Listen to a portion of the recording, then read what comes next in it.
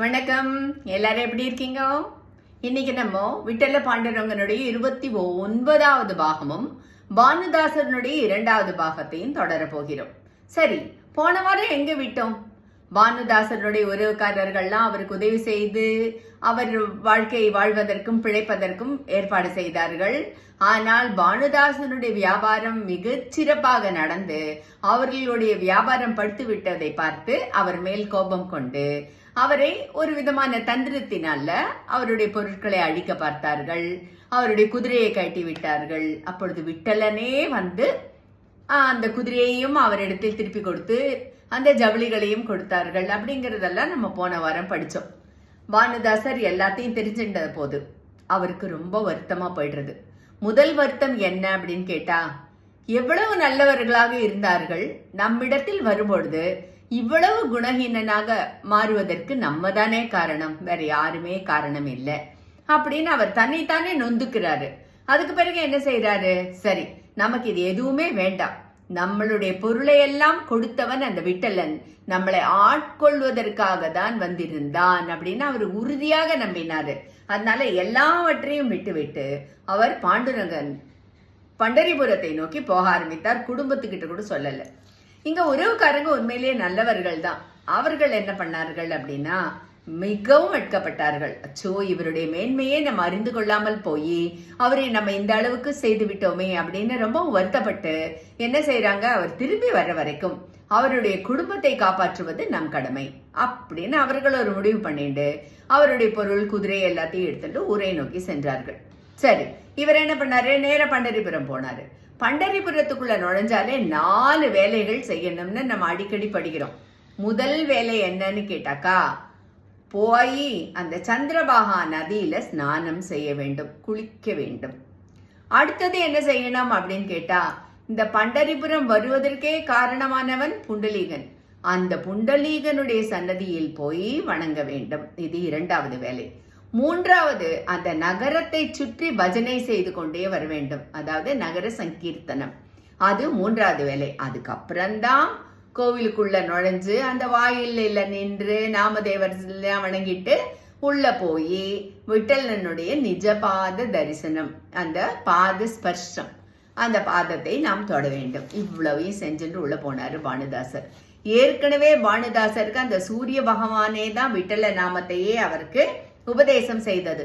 அதனால விட்டலனை சந்தித்த உடனே அப்படியே மெய்மறந்து போயிடுறாரு. அவரு அங்கேயே ரொம்ப நாள் தங்கிடுறாரு.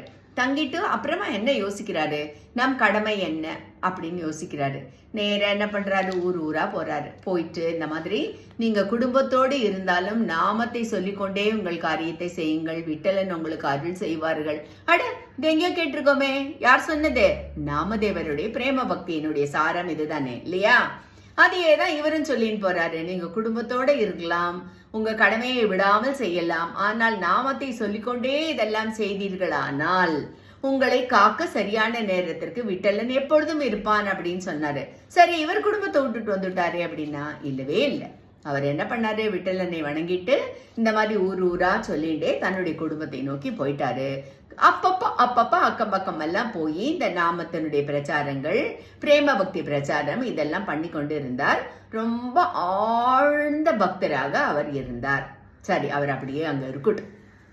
நம்ம இப்படி வருவோம் எங்க, விஜயநகர பேரரசனுடைய தலைநகரான ஹம்பி, அந்த இடத்துக்கு வருவோம். இந்த விஜயநகர பேரரசை ஆரம்பித்தவர் கிருஷ்ணதேவராயர். அவருடைய வம்சத்துல வந்த ஒரு ராஜனுடைய பேரு ராமராஜன்.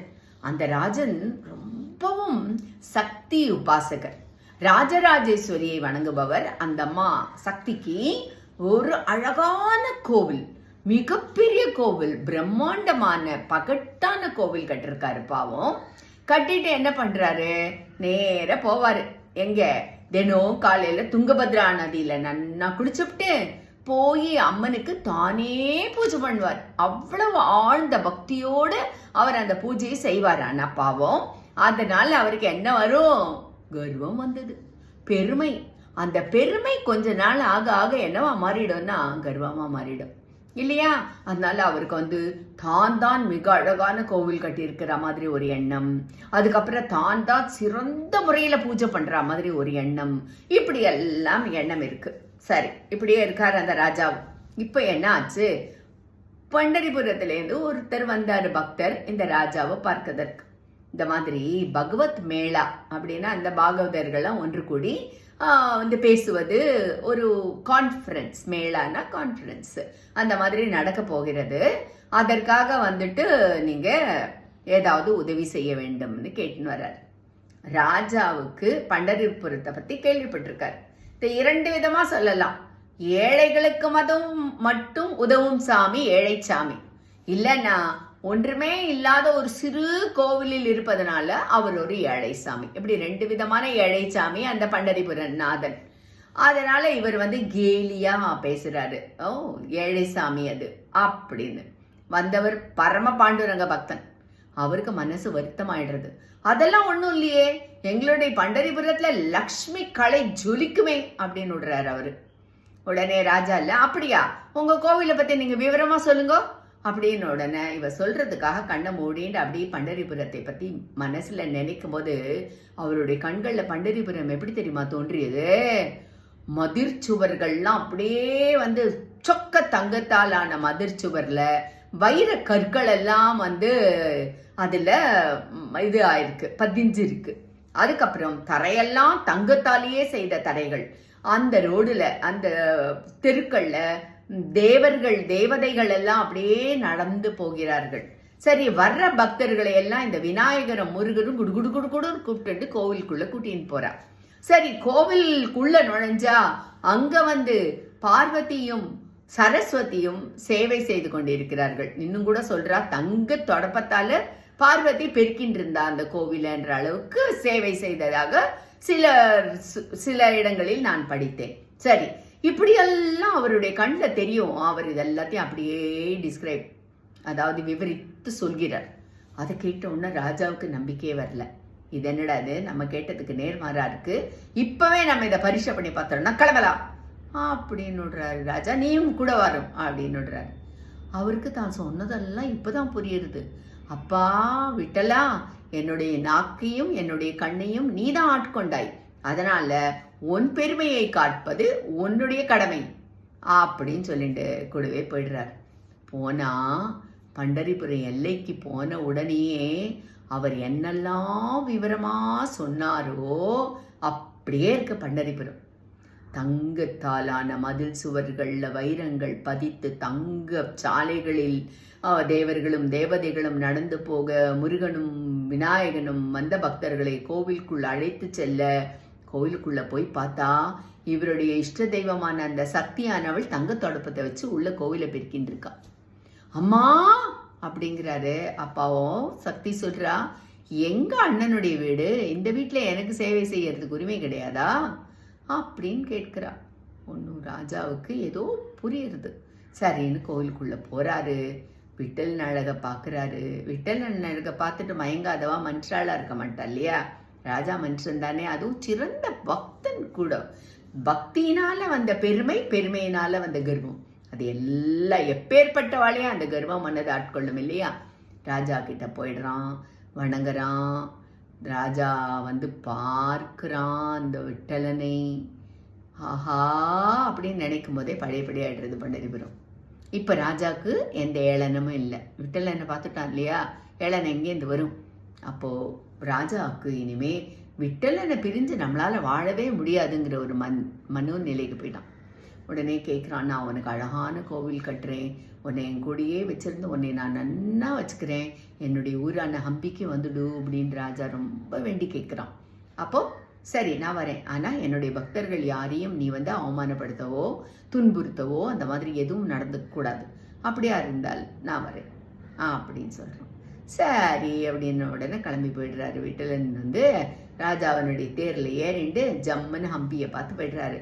மக்களுக்கெல்லாம் நிஜமாவே விட்டலன் தானா சம்மதிச்ச கிளம்பினதா தெரியாது. ராஜா ஜபர்தஸ்த், அதாவது தன்னுடைய ராஜா அப்படிங்கிற ஒரு அந்தஸ்தை வச்சுட்டு கெடுபிடி செஞ்சுதான் அந்த விட்டலனை கூட்டிட்டு போறதா மக்கள் நினைச்சு ரொம்ப துயரப்படுகிறார்கள் மக்கள். சரி இவர் போனாரா, அற்புதமான கோவில், கோவில்னா கோவில், அவ்வளோ அழகான கோவிலை கட்டிட்டு அதுக்கப்புறம் என்ன பண்றான் ராஜா, அந்த இடத்துல தினம் துங்கபத்ரால போய் குளிச்சுட்டு வந்து அற்புதமான பூஜை பண்ணி அவ்வளோ நன்னா வச்சுக்கிறான் அவன் விட்டலனை. விட்டலனுக்கு என்ன குறை? ஒரு குறையும் இருக்கக்கூடாதே. ஆனால் பீமா நதி, அதாவது சந்திரபாகா நதியை காணும், நதியில குளிக்கிற பக்தர்களுடைய சப்தத்தை காணும், நதிக்கரையில ஆட்டம் போடுகின்ற பக்தர்களை காணும், அப்படியே பஜனை பண்ணிண்டே உள்ள வரவர்களை காணும், சல சல சலன்னு இருக்கிற அந்த பஜனை சத்தத்தை காணும். அமைதி அமைதி அமைதி பேரமைதி. சாதாரணமாக அந்த அமைதி பிடிக்கிறவளுக்கு தான் பிடிக்கும், விட்டலன் மாதிரி இருக்கிறவளுக்கெல்லாம் பிடிக்காது. அந்த மாதிரியான ஒரு தங்க கூண்டுக்குள்ள இருக்கிற கிளி மாதிரியே இருக்காரு. ஆனா விட்டலன் என்ன சும்மாவா இதெல்லாம் செய்வாரு? ராஜாவுடைய கர்வம் குறையணும். ஆமாம். அடுத்தது பானுதாசனுடைய புகழ் தெரியணும். இப்படி பல விதங்களான காரியங்களை எல்லாம் ஒன்று போட்டுண்டு தானே விட்டலன் எதையுமே செய்வான் இல்லையா? ஸோ விட்டலன் அங்கே காத்திருக்காரு. பானுதாசருக்கு விஷயம் போகிறது. ஓடி வராரு பண்டரிபுரத்தை நோக்கி. அந்த மக்களினுடைய வருத்தம், அந்த கோவிலுக்குள்ள சாநித்தியம் இருக்காது. என்ன, அந்த இருப்பாரு, மூலவர் இருப்பாரு, ஆனால் சாநித்தியம் அப்படிங்கிற ஒன்று இருக்காது. அதனால நல்ல பக்தர்களுக்கு பார்த்த உடனே சாநித்தியம் இல்லை அப்படிங்கிறது புரிஞ்சு போயிடும் இல்லையா? ஸோ பல சமயங்களில் நம்ம படிச்சிருக்கோம், சோக்கா மேளருடைய குடிசைக்கு போயிடுவாரு, இங்கே கோவிலுக்குள்ள சாநித்தியம் இருக்காது அப்படிங்கிற மாதிரி எல்லாம் இல்லையா? அதனால இவர் பார்த்த உடனே சரி நானே பொறுப்படுறேன், ஹம்பிக்கு நான் போய் விட்டலனை கூட்டிட்டு வரேன் அப்படின்னு சொல்லிட்டு கிளம்புறாரு பானுதாசர். பார்க்கலாமா எப்படி கூட்டிட்டு வர்றாரு, என்ன பண்றாருங்கிறத அடுத்த வாரம். அது வரைக்கும் ஜெய் விட்டலா, ஹரே விட்டலா, நமஸ்தே.